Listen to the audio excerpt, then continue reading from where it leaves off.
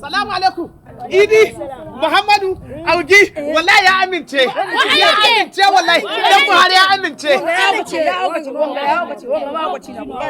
Salamu alaikum. Ma Haji Bello wallahi ya amince. Ya amince wallahi. Wallahi dan Buhari ya amince. Ya amince.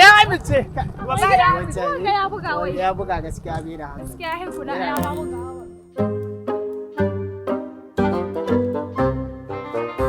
Salamu alaikum. Mallam, me ruwa? Wallahi ya amince. Wane ne ya amince kuma? Dan Buhari. Ya amince? Kai ko tsohon ciyaman na nan in gaske local government ya amince ya sake tsayawa takarar ciyaman. Ba don komi ba sai don ya yi da ayyuka ne na alheri da ya fara.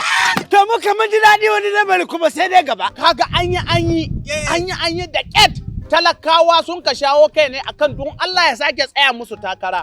Saboda ya shekara 4 sun ga abin alheri da yaka iya yi. Wallahi. Ai shi Buhari wallahi wani Rabul Abdullahi Buhari yanka da mahallin shi ne. Ni na san wannan shekara sai an yi da shi lillahi lazi. Ina mai ruwa. Kaga cikin shekara 4 da dan Buhari ya yi. Matsayin ciyaman na Engaske local government. Kaga ya gina babban asibiti na Engaske local government. Ya raba mashuna ga 'yan kabu-kabu. Ya bada injin da taki da iri don iyayenmu su yi noma. Sannan ya raba tallafi ga gajiyayyu mata da kuma marayu. Sannan ya ɗauki nauyin ilimin matasa da yawa. Ba don komi ba sai don samun ci gaba nan ƙaramar hukumar mulki ta Ingaski. Bayan shi ya raba babura ga ma'aikatan Sabalan. Ma'ana 'yan banga ba don komi ba sai don yaƙi da ta'addanci. To ire-iren ayyukan alheri suna nan ya ɗauko yana yi.